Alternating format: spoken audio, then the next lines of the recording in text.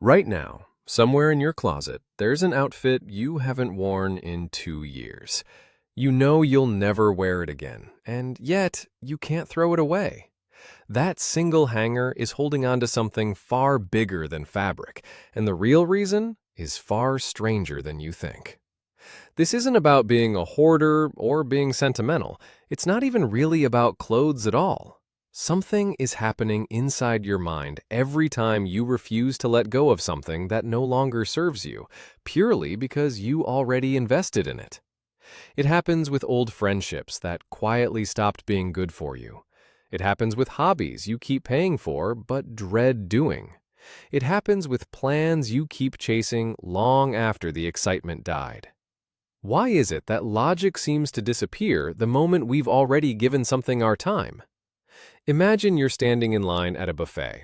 You load your plate high because it's all you can eat, and you already paid the flat price. Halfway through, you're full, uncomfortably full, but you keep eating anyway. Why? The food isn't going to taste better, your body isn't going to feel better. The only thing driving you forward is a single thought sitting quietly in the back of your mind. I already paid for this. Not finishing feels like losing money twice. So you eat past the point of enjoyment, past the point of comfort, chasing a value that was already gone the second you sat down. That instinct has a name, and once you learn it, you'll start seeing it everywhere. It's called the sunk cost fallacy. A sunk cost is anything you've already spent that can never be recovered, whether that's money, time, energy, or emotional investment. It's already gone, finished, unrecoverable. The fallacy is the mental trap of treating that lost resource as a reason to keep going, instead of treating it as simply gone. Your brain quietly swaps the real question, what's smart to do next, for a completely different one. How do I avoid admitting that was wasted? So why does the human mind work this way? Psychologist Daniel Kahneman, alongside his longtime research partner Amos Tversky, uncovered something called loss aversion. Their studies found that the pain of losing something is felt roughly twice as intensely as the pleasure of gaining the exact same thing. That means walking away from an investment doesn't feel neutral to your brain. It feels like an active loss, even if staying is the objectively worse decision. Your mind will fight hard to avoid that feeling, even at your own expense. There's a second force working alongside this one.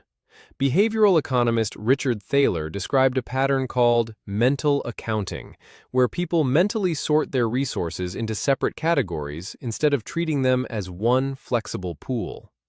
Once time or money gets labeled under a certain project, relationship, or goal, your mind wants that specific category to end in success. Quitting doesn't just mean stopping, it means officially closing the book on that category as a loss. And closing that book feels far more painful than simply continuing to write in it, even when the story has clearly gone wrong. Here's where the psychology gets genuinely strange. Researchers Hal Arkus and Catherine Bloomer designed an experiment where participants were asked to imagine they were the president of an airline company that had already spent millions developing a radar-invisible aircraft. Partway through development, a competitor released a similar, better plane first. Participants were asked whether to keep funding the remaining budget or cancel the project. A striking number chose to keep pouring money into a plane that had already lost its purpose. Not because it made financial sense, because stopping meant admitting the money already spent had been for nothing. Notice what's really happening underneath all of this. The sunk cost fallacy was never really about the resource itself. It's about protecting your own identity. Every choice you've made is quietly tied to a story about who you are. Someone who follows through, someone who doesn't waste things, someone whose past decisions were correct. Abandoning a sunk cost threatens that story directly. So, instead of accepting a small, contained loss now, your mind chooses to risk a much larger loss later, simply to avoid confronting the idea that you may have been wrong. Now shift the scene. A couple has been renovating their home for over a year. The costs have doubled. The contractor keeps finding new problems. Every friend who visits gently suggests selling the house as is and starting fresh somewhere else. But the couple can't. Not because the renovation still makes financial sense, because they've already spent so much that stopping now feels unbearable. So they keep signing checks, month after month, deepening a hole that was created by the exact same instinct that made you keep eating at that buffet. The scale changes, the trap doesn't. But here's the twist that makes the